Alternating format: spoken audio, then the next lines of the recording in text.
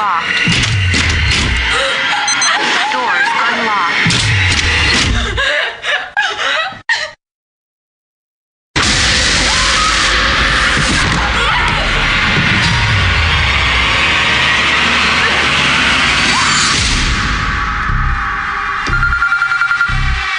Hello? It's happening. 3 attacks so far. Do you have a gun? I'm Sydney Prescott. Of course I have a gun. Something about this one just feels different.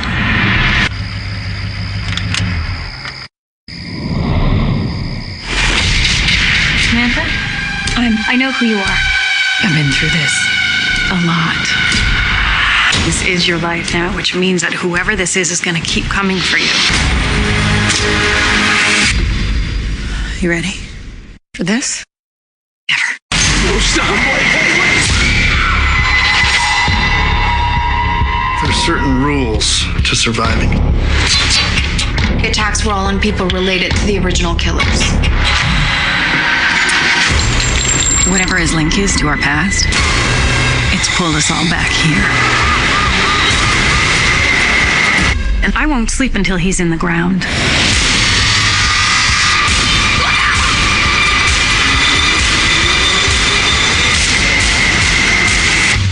Hello, Sydney. It's an honor.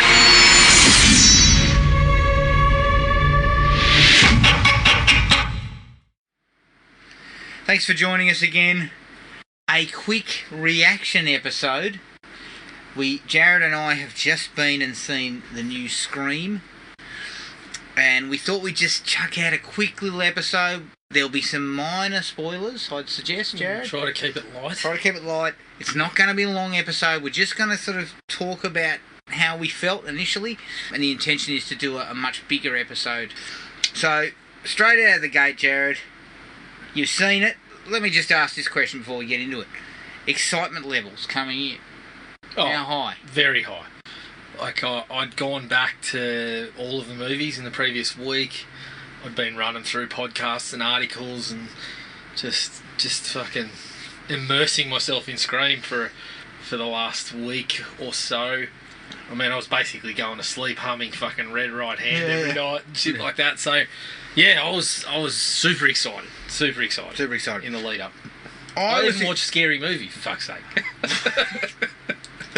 Fuck, that would have put the excitement levels on dulled hold them a little bit. Yeah. I was similarly excited. I was quite excited for a new Scream film, and all the buzz had been really high on it.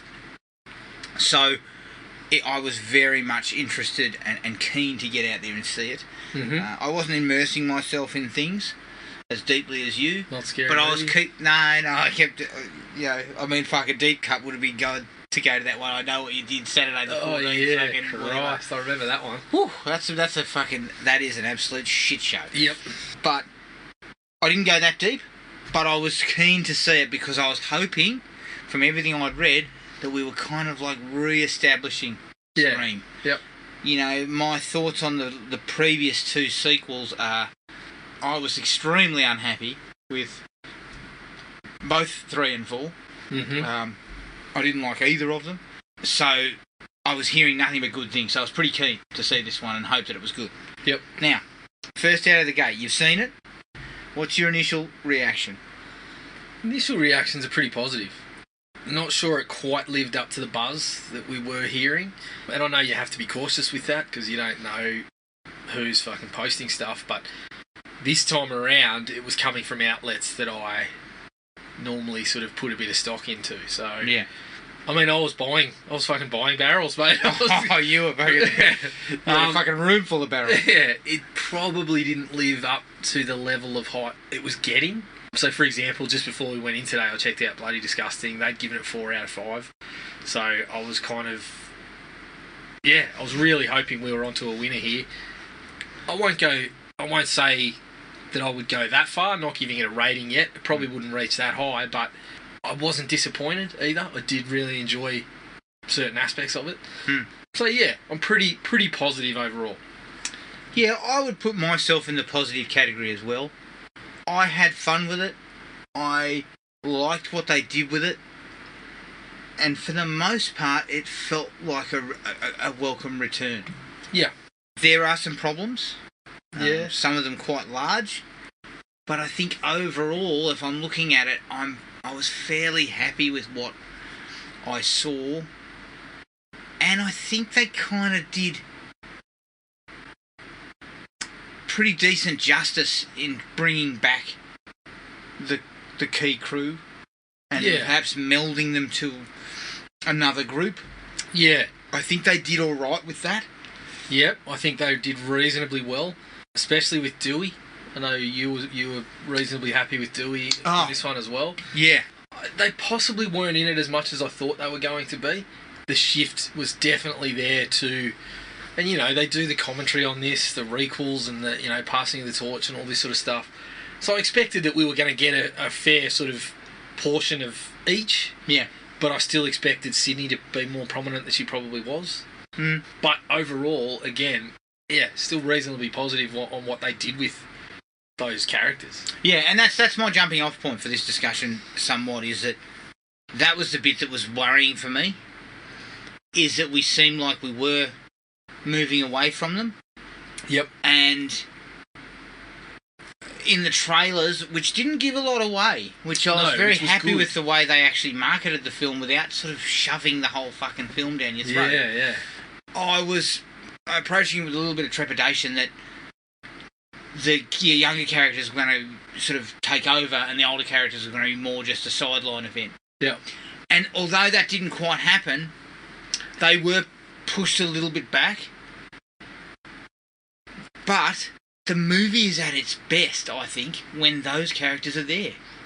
Mm. And even when it's a combination. Yeah. When you mentioned David Arquette, I thought he was fucking fantastic. I thought his interpretation of Dewey now, the script and him himself, the performance, it was really, really well played. Yeah, highlight. Like, I really, really liked him. I loved seeing him there. Yep. Not so much for Gail. Yeah. Who... the first time we see her, fuck. I mean, she's had so much plastic surgery that it's kind of ruined her face. Yeah, a little bit. I think she has mentioned that herself. Yeah. And look, Courtney Cox, back in the early days of Scream, very lovely looking woman. Yeah. I don't know what she's done to herself. I mean, obviously you age a little bit, but probably could have done with... No, I know, but your fucking mouth doesn't stretch. Oh, I know. I was just sort of saying, probably could have done without a little bit of what's gone into... a little bit of the work. Into the look. Also, with regards to Gail, and look, I'm not trying to shit on Gail, but she's a character that I didn't really connect with as well in the later films. Yeah. And I felt the same here. I really when Sydney liked... returned, I wanted to see Sydney. Yeah. So I mean, we've spoken before about initially when we saw Scream 4, I had similar feelings to you. I really didn't like it, but I've had a bit of a turn lately. Like watching it this time again, there's so much of it that wasn't as prominent the first time around. That's now just kind of bang on commentary on people on the internet and shit like that. It was just a bit of Kevin Williamson and Wes Craven kind of being early with what they were doing again. So I actually kind of liked... I took a turn during the film when some fucking idiot goes, fuck Bruce Willis, and dies. Or another bloke looks at the killer and goes, I'm gay, if that helps. Yeah, I took some turns. Look, I'm still... I thought I had a stroke. Look, I said I'd taken some turns. I didn't say it's my favourite. There's still some problems with it for sure, but it's much better than I recalled. Look, that's actually a staple of the series. A couple of times the films have aged better. Look at 2. 2 aged really well. I don't particularly think 2's as good as everyone seems to make out. Partially because there's a couple of sequences I just can't fucking stand. And the ending was one of them. But looking at the ending again, now, under a different lens, it actually is more fucking relevant than ever. Yeah. Like, the whole thing is more relevant than it's probably ever been. Well, the internet angle has actually happened. Yeah, and it's aged into the ending. It's aged into the ending, and at the time, I was always kind of like, Billy's mum, what the fuck? And there's still some problems with that, like the fact that nobody recognises her because she's lost a bit of weight or whatever she says. But I never looked at it at the time of just being, paying homage to the movies that came before it. It's just a reverse Mrs. Voorhees. And I didn't realise that until a little bit later, so I really like that one now. So 2's aged into its ending well. 3... Not so much. There's not much about 3 that's aged well. Not much about that's aged all that well, other than Parker Posey. But, 4, I took a bit of a turn on, and I actually like Gale and Dewey's kind of arc in 4. If you watch along the movies, there's a little bit of mirroring the real-life relationship, which happens in this one too. Yeah. So 4 is not so much of that, but I do kind of like it's got the start of what pays off here. It's got the start of, the small town, not really doing what she wants to be doing and whatever, and getting back into it. So I was okay. Like, I really do like the Gale character. Pretty much all of the legacy characters I'm happy to see back. Yeah. So that was really good, but I think in the wash-up, what you're saying still stands. Gale's probably the lowest of what they actually get to do. There's not as much for her to do. Well, one of the problems here, and I don't want to keep talking about problems because it's not all problems, but for me, they had a hard time balancing the youth characters with the legacy characters and finding time. There's a lot of characters there. If I'm honest, we didn't need the sheriff. There were some characters there we probably could have culled for some time to get our legacy people. Or seemed like the sheriff was just in there to fill a couple of the rules of what was going on. Yeah. Really? But it was probably not a necessary character addition. Yeah, but it's kind of, if you got to connect people. Yeah, you got to connect 4 to this one. But if you got to connect people and they're running this pattern through the kills. Yeah. It's like, where else do you get it from? True. So I understood what you're saying. There wasn't a lot of doesn't get a whole lot to do. I guess it also creates less time for characters that I would like to have seen more of. Yeah. Although I did enjoy the reference to lemon squares because it reminded me of one of the bits of 4 that I really do like, where Gale's got the shits with her. She keeps bringing the lemon squares into Dewey, and she fucking pinches one in the police office, and then when Judy fucking stops her from walking into the office or whatever, she's like, "Your lemon squares taste like ass," and walk. So as soon as I saw the lemon squares there, I was... Oh, that was funny. Reminded me of one of the better parts of 4. Positives. One of the big positives for me, the kill sequences were pretty well handled. Yeah, and some of directed. them were a bit more graphic than we're used to in the series. Yeah. Knives kind of poking into flesh, but not over the top. Like, some of them were pretty rough, but in the wash up they didn't really show that much. Yeah. They just had a bit of blood squirting everywhere. And I think the use of the technology on a couple of occasions to kind of create some suspense was good. Yeah. The phones connected, find my phone sort of thing. Yep. The whole unlock door stuff was well done. Yep. In the wash up of it. Absolutely. So I'm very happy with some of those things. Yes. I think it did a pretty good job of kind of rolling back to the original. Kind of coming back around and pointing us back in the direction of the original. Yes. I did actually love that they take it back to the old house. Yeah, I thought that was cool. And that wasn't really a surprise because we'd seen them there. Yeah. So when it was happening, you kind of pick up on it straight away when it's happening. There's particular scenes with characters watching Stab and stuff where you immediately start to pick up, well, they're in the same place, Yeah. So that, I felt like that was really cool. I enjoyed that. One of my unfortunate issues was, unfortunately, the young actress playing Sam, who's our main youth lead. She's just, her performance is terrible. Like, I hate to be so hard on it, but there's a couple of bits early on where it wasn't going to pass muster. It just wasn't going to pass muster at all for me. Right. Because I wasn't getting I wasn't really feeling that character, and that's supposed to be I felt like she was supposed to be the new Sydney. Yeah. And I didn't get nothing. I got nothing. Yeah. And in fact, I was waiting for the fucking old Sydney to turn up. Yeah.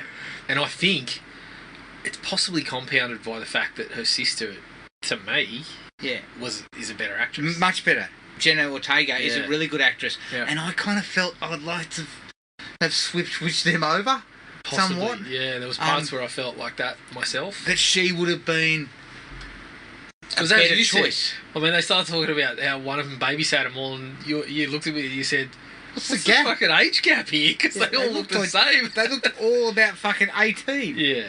Yeah, And you could have I worked did. that. I must admit. So this is the thing. This is why I liked. I was really keen. I was really happy to see Sydney back. Was that whole bit where Gail says to Sam, "You said something about the final girl or whatever. You're coming back to the original. This is the original." Yeah. And I thought that was a really cool line. But also I was kind of like, yeah. Let's put the fucking original back on the fucking deck. yeah. Because Neve Campbell is a really, really good presence there. In the brief time that she's in it, Mm-hmm. there's a sequence where she talks to the killer again, which I fucking loved. Yeah. Because of the way she deals with it. I thought it was really cool. So, that, and I'm not knocking the actress in a sense that maybe the performance just wasn't quite there. Yeah. And it just never seemed to lift any. And that's something that the series has done consistently well, is to develop Sydney as she goes along and develop, different reactions to the stuff because she's been through it so many times and all this sort of thing. Like, they've consistently done that really well. Even in 3, they managed a bit of that. They managed to squeeze some of that into her 20 shooting days that they could, she could give them and whatever. Like, so it's good to see that here, that even though she doesn't get as much time as I was hoping she would, they still managed to do that really well. Yeah. But again, those legacy characters work for me. Yeah. The younger characters, on the other hand, kind of get shortchanged a touch. Yeah, so in some instances they definitely do. Because there's a couple of them where I couldn't care less. One guy in particular, I was just like, well, I know he's about to get killed, but Can we speed it up? can we speed it up, move on? Yeah. Can he just fucking fall out of a tree later? Yeah, well, know? there was a handful of them, and I think that's part of the difficulty of trying to find space for a new cast of people that you're putting forward as suspects, whilst giving time to those original 3 that are coming back. Well, 4 if you count the sheriff. Yeah. You got to find some room for her as well. Yeah. So yeah, I think that's where you see it, is the younger group. You see it a little bit there with a couple of them just kind of being there. There's a couple of early scenes with them where we're finding out who they are, and then they just kind of disappear for a while as we re-establish Dewey and all that. Which, don't get me wrong, that's the portion I really enjoyed. But when we had to come back, I was like, well, we don't really know these people, Yeah, that's right. which was hard. Yep, I think you're spot on there. I actually thought that the meta commentary on other movies was pretty good. Yeah. That, again, has been done to varying effect in the series. I thought this one did it reasonably well and tried to stick to the rules. Like, sometimes I find Scream 4 especially has a couple of rules that are just like, really? Where'd you pull that from? Like, I think you just kind of tossed that out there for shits and giggles. Yeah. Or to fit your narrative, rather than starting with, like, the original was, okay, we start with all these tropes that we've seen and we go from there. And as they go along, it's been done to varying degrees. This one, I think, did it reasonably well. We already spoke about how I think the first one is the peak of having it work for the narrative, but also for the commentary. Yes. This one sometimes gets the commentary right, and the narrative's just kind of like, oh, well, we'll just run with it. But overall, I enjoyed it, especially seeing the fucking Dead Meat YouTube channel and their little clips from Stab 8. Yeah, that was possibly just funny. a highlight of the film. That was fucking hilarious. Yeah, Stab absolutely. 8 was definitely the highlight in terms of comedic value. Yes, especially given that some people picked that up in the trailer, like a little fleeting shot of the silver mask. And Yeah. we're like, ooh, where's this going to come in? To see where it does come in, it was fucking piss funny. Yeah, like, overall, I think they kind of tiptoed pretty well through what they were after. Yeah, the whole requel stuff and Yeah. legacy sequels and passing of the torch and all that sort of thing was done. I was satisfied. I was very satisfied with that stuff. Yeah, I was satisfied. As a whole, I was fairly satisfied with the film. Question for you, though, and again, there's nothing, set in stone, I guess, but they're saying it'll gross very well this coming weekend. I mean, are we gonna start up a new series of Scream films? Do you think that's the intention here? Yeah, I don't know, and I guess we intend to have a bit of a discussion about this later on too. So, honestly, I want to get back and watch it again to sort of clarify some of my feelings and my thoughts on it. And, I did enjoy it enough to go and fucking sit there again and risk COVID to watch it again, but I can't see Sydney and Gale back. Yeah. I really can't. That's what I came out of it with. I felt, in a way, there was a little bit of a closing of the chapter. The passing of the torch stuff, I don't know if I want to see Sam again. So, I don't know. You would think that the money's there, that someone's going to say, let's do another one. Someone involved, someone in accounting is going to get the message down to the producers and the studio heads to say, let's do another one. I agree with you. It didn't look like it had, what's the next step? I don't know. But, we've found in many occasions that, these films have been able to sort of pivot now that we've restarted it, take it in a slightly different direction, start with a fresh group, and make something of it. So I'm not discounting the possibility that it might happen. Yeah. From what I saw, it didn't look like the legacy characters, there was any really room for bringing them back again. And it didn't really feel like Sam and her sister were kind of worth following up on. Yeah, I don't know. It's a tough one to call. That was possibly the intention, but I just didn't establish enough of the connection with those characters. I felt to really say I definitely need a sequel with those guys straight away, like we did after Scream 1, when we had the sequel and it was Sydney coming back and everything. It was like, yeah, let's do that. And Scream 2 worked in such a way because she was off to college. So it was like she was getting out of Woodsboro, she was off to college, and then suddenly she was being menaced again. So Scream 2 made sense to do it. I don't know, they didn't...